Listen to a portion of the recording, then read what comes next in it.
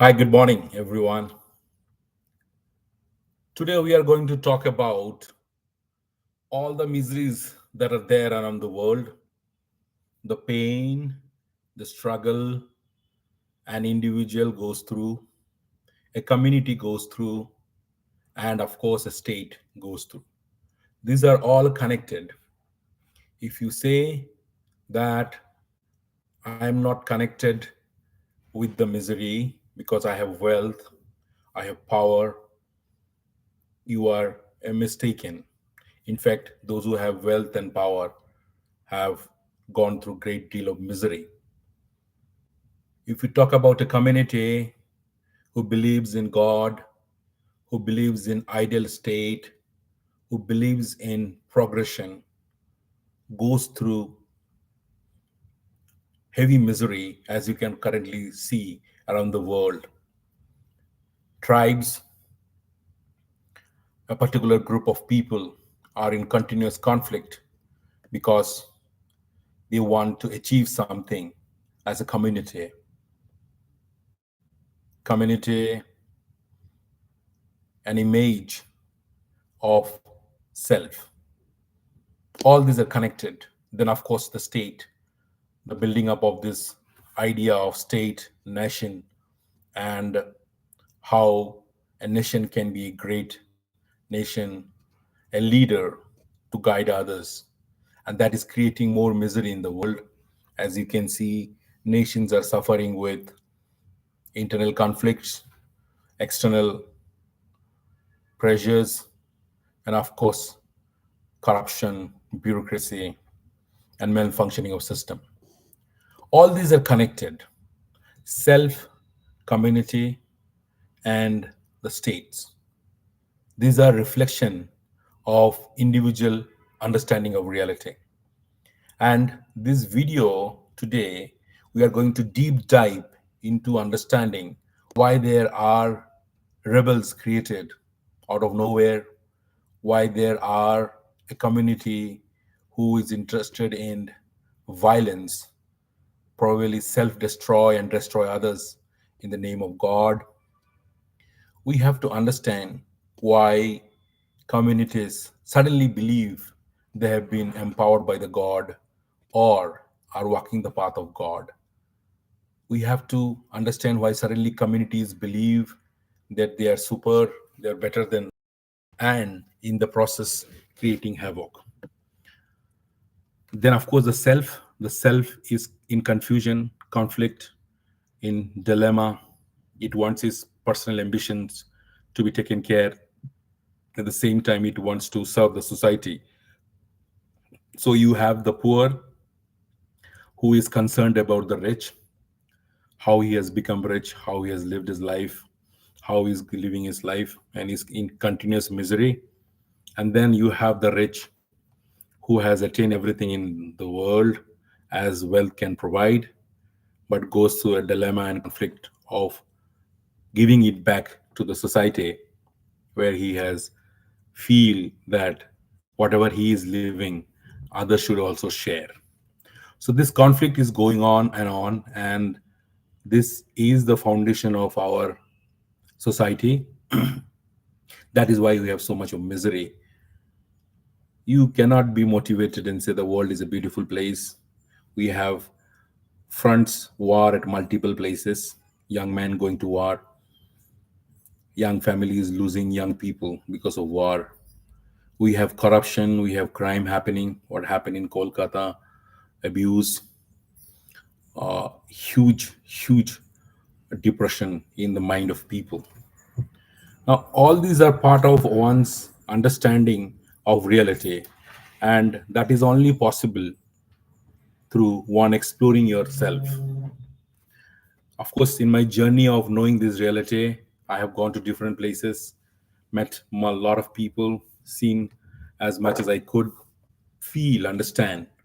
And then, of course, I have to come to a conclusion, or rather say, an observation. So here are a few of my observation. I've been introduced to Sri Aurobindo writing, some of the writings. I'm not a fan of his writing, but in between there are some articles which are ready to, we can read it. we can see it. We can see how he talks about evolution of man, how the supramental growth of supramental is so important, and how it is so critical that the mind goes from a physical level observation to something else. It talks about a mind method of perception, a mind trying to uh, perceive something through the knowledge it has, and then moving up the stage. It talks about what of a future of man lies, what are these possibilities, and it talks about technology. It talks about how the form itself, uh, the reality itself, creating different forms to experience reality, both at the physical level and at the psychological level. All these are writings from his observation over last 30, 40 years, where he has been meditating and he has been writing it. Great insights. These insights are very important, not as a society, but also for observation. Now, a lot of you may not be knowing about Aurobindo. A lot of people you're not knowing about JK, Jiddu Krishnamurti. A lot of people you will be not knowing about Deepak Chopra. Maybe Deepak Chopra you'll be aware of. He's a celebrity writer and a great influencer. But that thing is knowledge. That thing is knowledge that is there with you. I don't want to go into this knowledge pattern of you following some guru and then you trying to understand reality and then finally you find peace. That is not how it works with me. It can work for somebody else, but for me, it is not working. And I want to share what I have understood, that reality doesn't need practice. The common notion is doing something in practice. There is Indian way of observing things, Indian traditions and all, how people is approached to Vedic knowledge, and he is trained in Vedic knowledge, all the rhymes, mantras, and then a particular way of living, the yoga and everything. Definitely, it has some contribution there, but again, this is a long process. We were not interested in time. Time is not real. Scientists have created metaphysics. Scientists has created the understanding of the universe based on time. Time is not real. Time and space are the two descriptive medium. You cannot describe anything that you see, understand, or feel without using these two important uh, variables, that is time and space. And that is where it is created. Time is created. Time is not linear. Time is not one, two, three, four, five as it is conceived. It is only a presentation of image. So all these things are there. Scientists, anyways, would have their own way, own take of explaining time, because that is their business too. They talk about space. They talk about planets. All these are interpretation of the instrument that they have to interpret the world. All these are knowledge. You have traditional knowledge. Go to Jewish system, they have their own way of knowledge where they are uh, heavily dependent on God, how God has influenced their understanding. They have a particular understanding. They are doing very well in that. Then we have the other format of religion developing, which is fine, but it is not going to lead you anywhere, because it is knowledge. It is a form of knowledge which is giving you some input.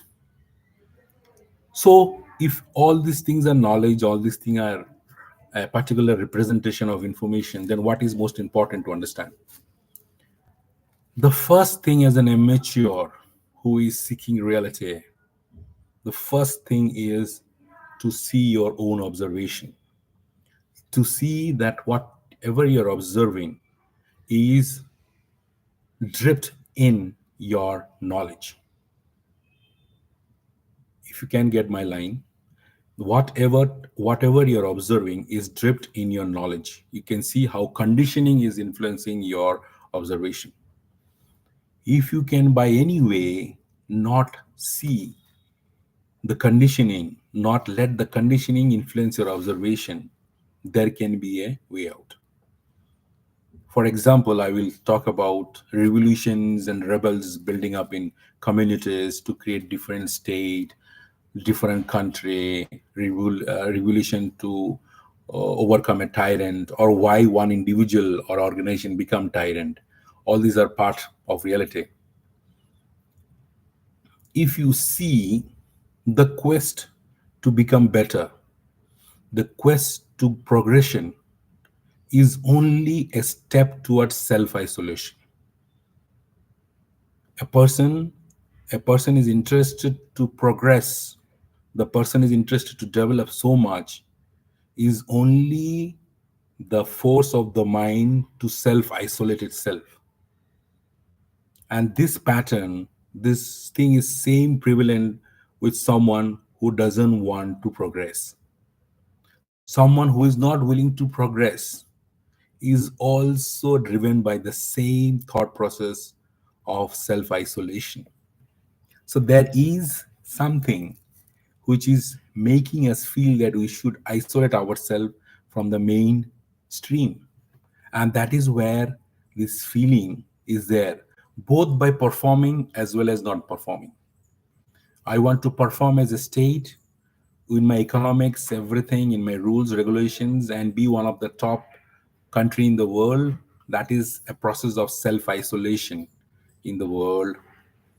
And at the same time, I don't want to follow any rules, regulation. I don't want to be under any tyrant or any government rules. Is also a self isolation.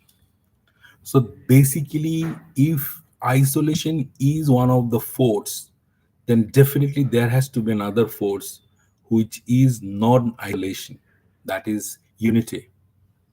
We can start from there. If you can see that everything that you do in your life is only either to unify or to self isolate, there cannot be any other pattern involved, or maybe any other pattern is involved, but it is only leading to this two format, either self isolation or either unity. Only these two. I want to become the best country in the world. I want to win an Olympic gold. I want to do best in my sports. I want to do best in my education, studies, research. Is only an drive to self isolate yourself. If you can see that. At the same time, I don't want to do anything. I don't want to win a medal. I don't want to contribute. I don't want to be part of any system. I don't want to be under any government. I want to revolt. I want to create my own identity. Is also a self isolation. So both winning and losing, as perceived in the world, is self isolation. And that is why you will see the result of both this pattern are quite similar. The outcome is quite similar. When someone has successfully self isolated, he undergoes a lot of depression, he undergoes a lot of turmoil, a lot of misery, both at the top level as well as at the someone who is not in the top. Someone who is in the top, you look into the interviews of successful people in the world, they have gone heavy depression. Some of them have been committed suicide, bankruptcy, and all those things. At the same time, someone who is not successful is obviously affected by the same pattern. Now, the interesting part is, if self isolation is our mode, then what is first? First is obviously unity, a union, a idea of not being separated, not conceptually, but you can see how it works. You want to self isolate because you are united. There is a union. For example, when I was in my school, when the annual sport days were nearing, then we suddenly the groups activity, the house activity became more dominant. We have green house, red house, yellow house, blue house. According to the house, every student start behaving. Their patterns changed into according to those house. Now that is where the problem is. The problem is purpose. When you define a purpose for an individual, then it starts separation. It starts separation. That means we are united at once. United not psychologically. or not conceptually, but actual unity where there is no division. That is where the entire illusion is coming out. Your illusion is creating the division. Suddenly, out of nowhere, a country feels that I am a dominant force, I have more technology, I have more weapon, I have more people, so I build my military and go and attack other resources. But they have never come out clean. Nobody could have ever come out clean because the resistance force would equally somehow build themselves up and be stronger over a period of time. And they keep fighting. And ultimately, for 10, 15 years, they would fight and then somebody would withdraw when better sense would prevail. So, what I'm trying to tell you is a sense of self isolation is the biggest problem. The separation is the biggest problem of because of which we have misery in the world. We have crimes happening. We want justice system. Let me give an analogy, more similar pattern. Believing in justice is also a seed of creating crime, because the moment you believe in justice, that means you already believe that you are being a victim, and now you want to compensate those loss through an action, which is obviously justice. And what about the criminal? He also believes the idea of justice, being tormented, tortured, and abused throughout his life, and now it is his calling to get his own justice. So the criminal is looking for his own justice, the system is looking for his own justice, and creating in terms misery. The idea of separation and non-separation is real. That is what I want to drive in this video. If you can see, somehow you are only psychologically trying to separate yourself from something which is one. That is what is real. There are various examples how it is one. I will take science as an example. Science can only divide objects in terms of images, light, atom, and molecule, but their core elements remain same. Nobody has been able to figure out what it is, because the availability of an electron or an atom in that particular zone is only an atom. Atom is not concrete. There is no evidence that there is an atom or electron. It is only conceptual. You go deep dive into anything, any skill, you will see there is a common unity. You deep dive into any food and culture, you will see it is leading to one commonality. You deep dive in your experience of life. There are 7 billion population in the world. All of are not living different life. If you deep dive in each one of them, each one of are living the similar life, but maybe externally, from an observer point, it looks they are looking different. So the idea that you are different is a separation. The idea that you want to become a different with your personal ambition, become an exception, is a deception, is the disease. There is the unity, there is the separation, and that is the force, that is the violence. Your ambition to separate yourself from the unity or be part of the unity, that is a violence that is coming out. That is how your mind is operating.